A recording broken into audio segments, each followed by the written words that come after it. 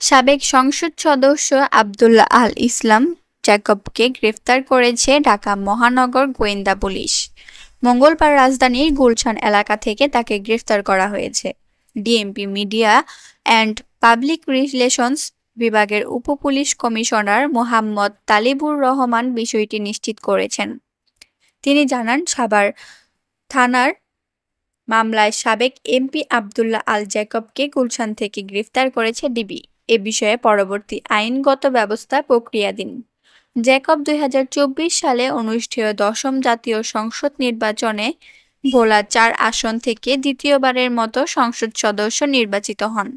ওই বছরেরই তিনি উপমন্ত্রী হিসেবে শপথ নেন এবং পানি সম্পদ মন্ত্রণালয়ের দায়িত্বপ্রাপ্ত হন।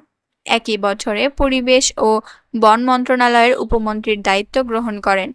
তিনি নবম জাতীয় সংসদেরও সদস্য ছিলেন। তখন তিনি পানি সম্পদ মন্ত্রণালয় এবং বিদ্যুৎ, জ্বালানি ও খনিজ সম্পদ মন্ত্রণালয় সম্পর্কিত সংসদীয় স্থায়ী কমিটির সদস্য হিসেবে দায়িত্ব পালন করেন। আপনারা দেখছেন AR নিউজ BD। চ্যানেলটি সাবস্ক্রাইব করুন এবং লাইক, কমেন্ট, শেয়ার করে পাশে থাকুন।